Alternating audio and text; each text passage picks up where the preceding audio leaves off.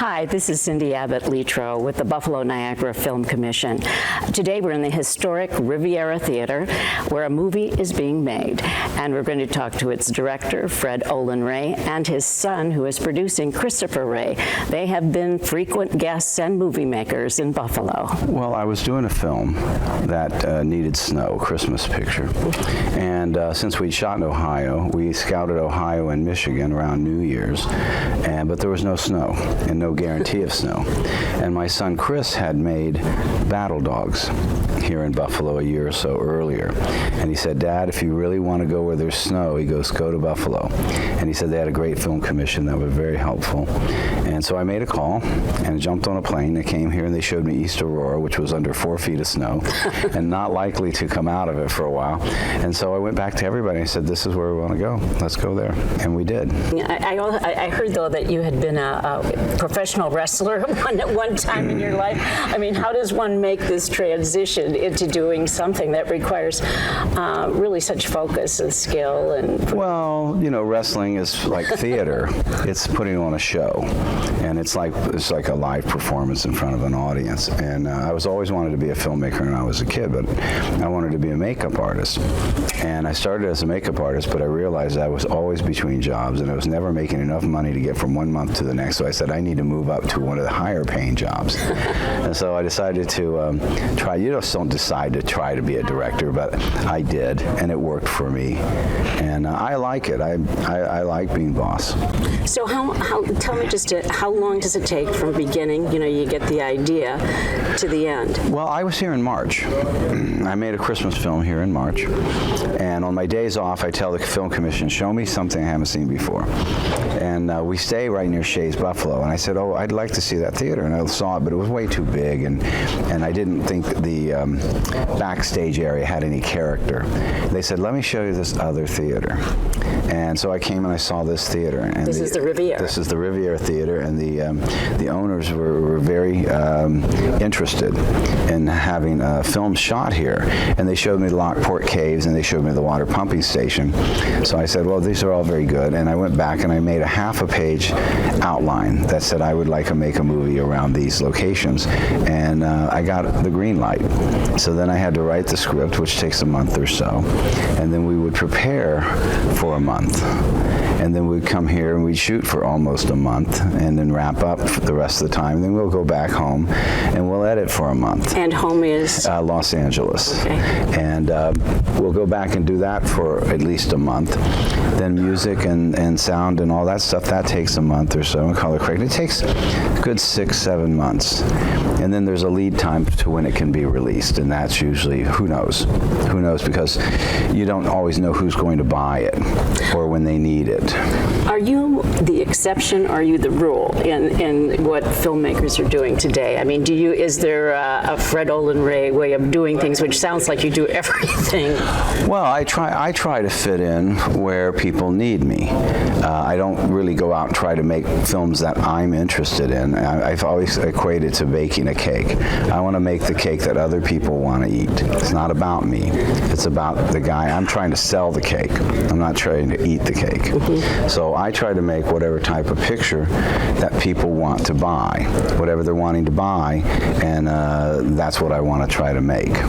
And I've had some luck. I'm luckier than a lot of other directors, in as much as we're never over schedule, over budget. We're always on time, and the films are fairly popular, and they play on television eventually, or DVD, or wherever they go. And so, yeah, I think I'm more of the exception. I think I work more than just about any other director out there. There's a few others, but there's not many. We have seen a great uptick in filmmaking here in our region. And, of course, having tax credits helps quite a bit. But what is it for you? I mean, because you've been here, what now? How many films have you done here? Four films. This is the fourth film. And I may be back in December. I'm trying. What I like about the area is it has a lot of different looks.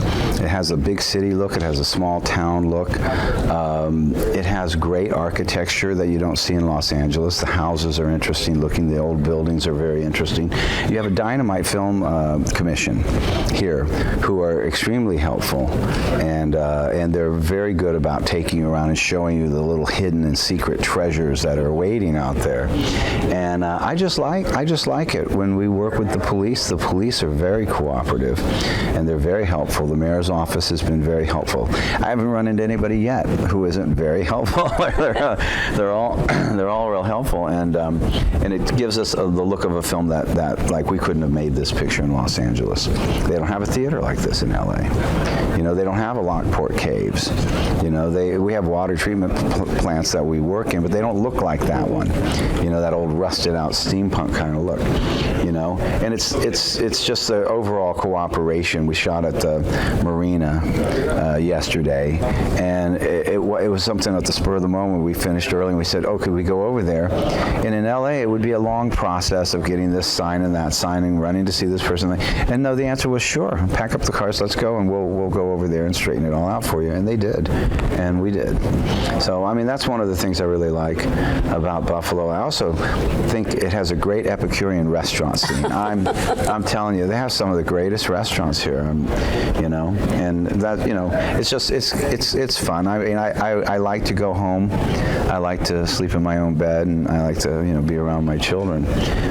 But if I had to work somewhere, this would be the place. I'm with Christopher Olen Ray, who is producing this current production that we're visiting on set today. Chris, you're really the one that got your father to the Western New York area. Tell me a little bit about how you found this area to shoot in, because you've made quite a few films in your career. We wanted to shoot, at the time, Ward's Island, which is now Battle Dogs, in New York. We actually went to New York City, and we were looking for an airport to shut down. So we went to JFK, and they told us it was about $40,000 to $50,000 for 8 hours, and we can't do it. So at that point, I ended up driving around the state of New York, going to Syracuse, Rochester, anywhere with an airport, and I basically said the first place that told me I could shoot with an airport, we would stay. So we ended up getting to Niagara, and they told me to call Tim Clark about it. So I gave him a ring, and literally within 4 or 5 hours, Tim showed up at the airport. Within the hour, he agreed that we were going to shut it down to film. So we literally brought the production from LA here into Buffalo, and we shot at Niagara International Airport, and we shot the Buffalo surrounding areas. What do you find in this region that, for instance, I mean, I can understand, I get the JFK thing, that was definitely cost, but what is it about this region? What have you found here? What do you like about it? You know, it comes down to the cooperation of the commission and the cost. It really comes into when you're doing shows that aren't the big blockbuster, to be able to come to a place like this where they understand our budget, they know what we're dealing with, and we end up getting product that looks like we spent 4, 5, 6 times what we're spending. And there's a cooperation. We're not kind of passed off to the side because we're not the multi-million-dollar project. So that's really the reason why we keep coming back. And do you bring your own cast and crew with you when you shoot? Yes and no. We bring a couple key members from LA when it comes to crew, and we try to hire locally. Luckily, the guys here we've worked with either from Ward's Island from scratch, and then they've kind of got their own career now, or we've met new guys over the last 2 years, and we just continue to rehire. Cast-wise, we try to hire locally. We might fly in our star name or whatever, but everything else we try to keep local or within the surrounding area. You know, of course, we like to hear that you like coming to Buffalo. You know, Buffalonians love to know that this is happening. What is the best part of it? What keeps you coming back, apart from the fact that we do have the tax benefits and that people are you know, very helpful? You know, what is that would, you know, you could shoot anywhere you want it, I would assume. I'm telling you, it comes down to how friendly and how helpful. I mean, I've shot in Seattle, North Carolina, Florida, parts of Georgia, LA. I mean, everywhere we go to, the experience here is different than anywhere else. So it keeps us coming back. As far as films that you choose to make, what is it that the audience seems to be wanting? I mean, what's the appetite? You know, what is the genre that the audience seems to want? You know, it changes constantly, but I mean, right now we're doing some of the Lifetime thriller films. Holiday films always seem to be selling recently. Action. You know, the ones we come out here for, we do a lot of the thriller and the Christmas films, just because of the small town look and the access to certain areas that we just couldn't get anywhere else. Love it. Buffalo, Niagara, the heart of thriller and Christmas films. Great. Thanks a lot, Chris. No worries.